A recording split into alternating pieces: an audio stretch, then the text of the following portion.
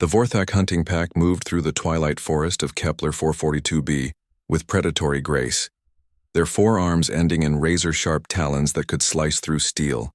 At 9 feet tall with obsidian carapaces and compound eyes that saw in 17 different spectrums, they were apex predators on a dozen worlds. Their prey tonight was supposed to be easy, soft, pink creatures called humans who had recently established a research outpost on this remote planet. Commander Zhektak clicked his mandibles in satisfaction as his scouts reported back. The human settlement lay just ahead, poorly defended and ripe for harvesting. These bipedal mammals would make excellent additions to their trophy collections and protein reserves. The Galactic Council had classified humans as a Class C species, barely sentient, physically weak, with no natural weapons or armor. Easy. Prey. The soft-skinned sleep, hissed Scout Velcor through their neural link. 47 of them.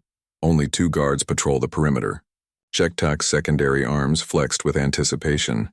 The Vorthak had hunted thousands of species across the galaxy. These humans would be no different. Begin the harvest at dawn, he commanded. Leave no survivors. But Dr. Sarah Chen wasn't sleeping. The xenobiologist had been tracking strange movement patterns in the forest for 3 days, and tonight, her motion sensors had finally paid off. She crouched in the observation blind she'd constructed 2 kilometers from base camp, watching through thermal imaging as the alien hunting party positioned themselves around the settlement. Her hand moved to the emergency beacon on her belt, but she hesitated. By the time help arrived from the nearest human outpost, it would be too late.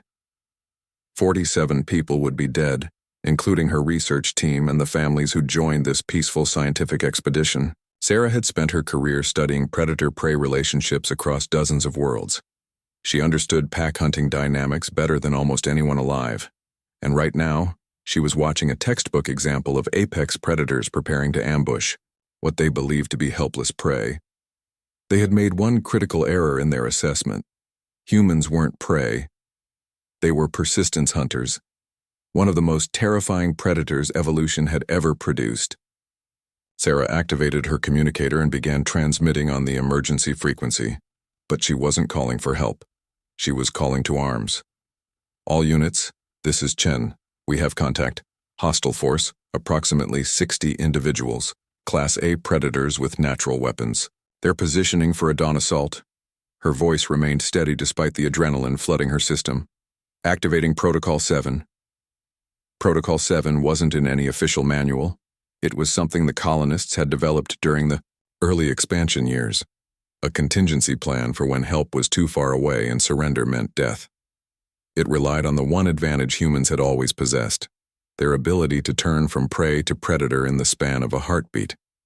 Across the Ao settlement, 47 sleeping humans began to wake up. Not to flee or hide, but to hunt. Engineer Marcus Webb rolled out of bed and moved to his hidden weapons cache. The plasma cutter he used for construction work would serve a different purpose today. Environmental scientist Lisa Park checked her improvised explosives, fertilizer, and fuel meant for terraforming, now repurposed for war. Even the children had roles to play, their small size making them perfect for reconnaissance and sabotage. The Vorthak had studied human physiology. They knew humans were slow, weak, with poor natural senses. What they hadn't studied was human psychology, the ability to overcome physical limitations through tool use, tactical thinking, and sheer bloody-minded determination. As the alien hunters crept closer in the pre-dawn darkness, they found themselves walking into carefully prepared kill zones. Motion-activated charges detonated beneath their feet. Concealed marksmen opened fire from elevated positions. The sleeping settlement erupted into coordinated chaos. Zhektak watched in horror as his hunting pack was systematically dismantled. These weren't the panicked prey animals he'd expected.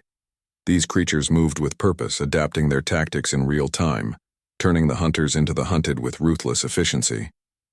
His scout Velcor's death scream echoed through the neural link as a human child, a youngling, triggered an improvised explosive that brought down 3 Vorthak warriors. The commander tried to rally his forces, but the humans had vanished into the forest, using their knowledge of the terrain against their pursuers. Sarah Chen appeared like a ghost in Jektak's peripheral vision, her thermal lance cutting through his second-in-command before disappearing back into the undergrowth. This wasn't how hunts were supposed to go. The prey was supposed to run, to hide, to die with dignity. Instead, these humans had turned his perfectly planned ambush into a nightmare of asymmetric warfare. "Fall back," Jektak commanded, but it was too late. The humans had anticipated retreat routes, setting up crossfires that decimated his remaining forces. What had started as a pack of 60 elite hunters was reduced to a handful of terrified survivors in less than an hour.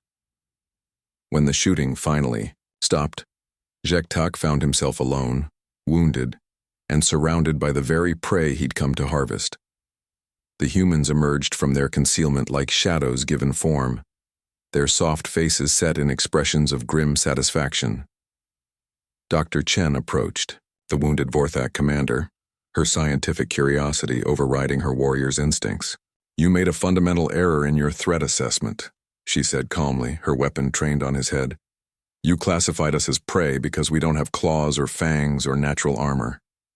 She gestured to the carnage around them, the scattered remains of the Vorthak hunting pack, the improvised weapons and tactics that had turned certain death into decisive victory.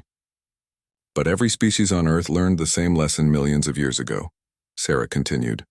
"Humans aren't the biggest predator, or the strongest, or the fastest. We're something much worse."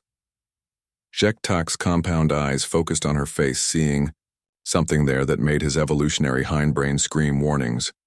"We're the predator that never stops hunting."